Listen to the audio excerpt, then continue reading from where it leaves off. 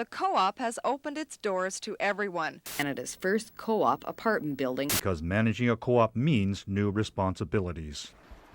Today, the co-op buildings you see around the city are like relics of a bygone era, both when it comes to the architecture and also the cost of living in one. This nonprofit co-op in Riverdale is likely one of the oldest in the province.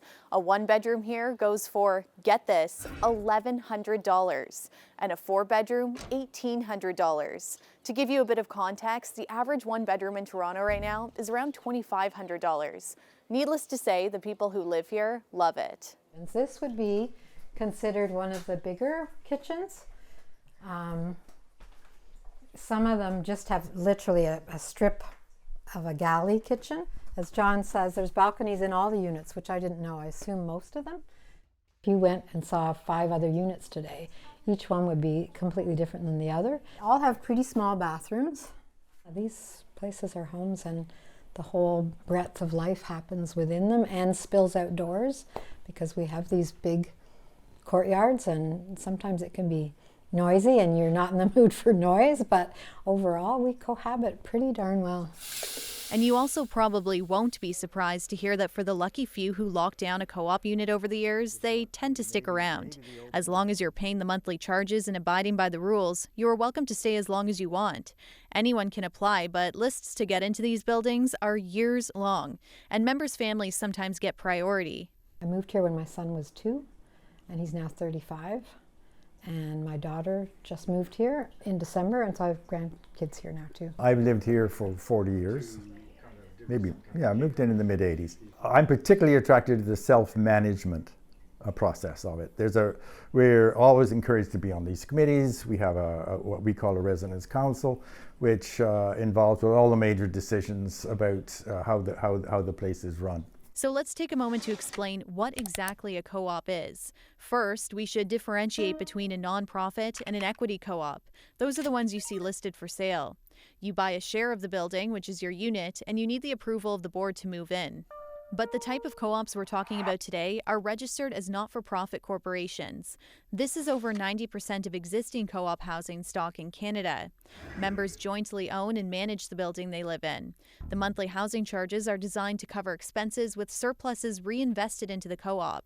The members do not build equity in their housing. If they move, their home is offered to another household. Everyone who lives in a co-op decides, what the policies are, what the budgets are, the monthly housing charges, approval of certain capital expenses, repairs, some of the community programs that they put on. It's all a joint model that every member of a co-op contributes.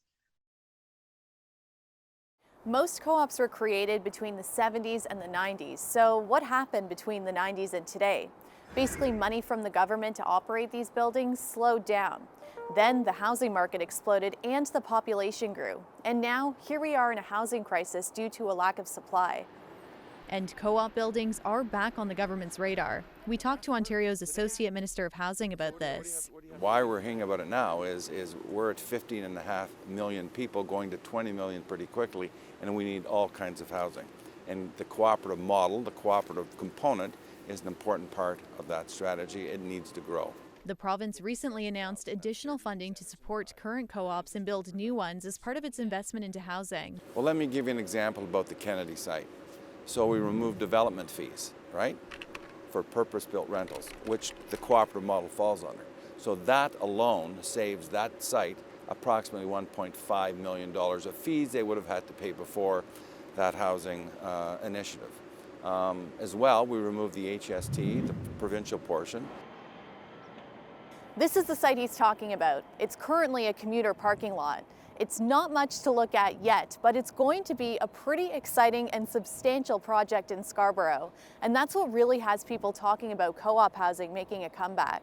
And this is the first co-op we've seen kind of come forward for around a generation, and it's on the back of the city's land. So this is city land that we invited partners to kind of tell us what they thought they could do with it. And what we're seeing is this great kind of mixed-use project. It's got community space, it's got retail, it's right next to a transit hub, and it's got both market ownership, but importantly for us, over 600 new co-op homes. Abby Bond says the city hears a lot of feedback from the community about wanting more co-op housing, and it's a form of housing that's been proven to be successful.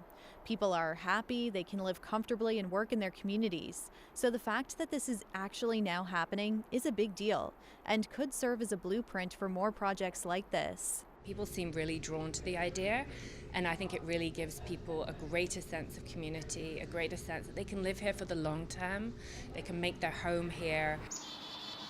It's a personal choice whether or not you love the idea of being a little more involved in your community, doing things like gardening and making big decisions about your space alongside your neighbors. Co-op members tell me at times there are challenges, but it's a lifestyle they love and one they hope that future generations get the chance to experience.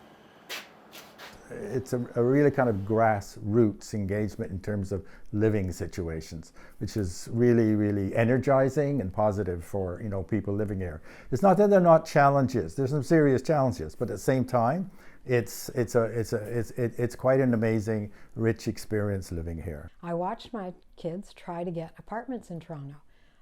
Apartments in Toronto are insanely expensive. I don't know. Like, I walk around and wonder who lives in there, who can afford that. And the co-op is, to me, it's the role for the future because it is affordable. So we may be entering a new era of the co-op. Whether or not it puts a dent in our housing crisis will largely depend on support from all levels of government and developers to make it happen. Talia Ricci, CBC News, Toronto.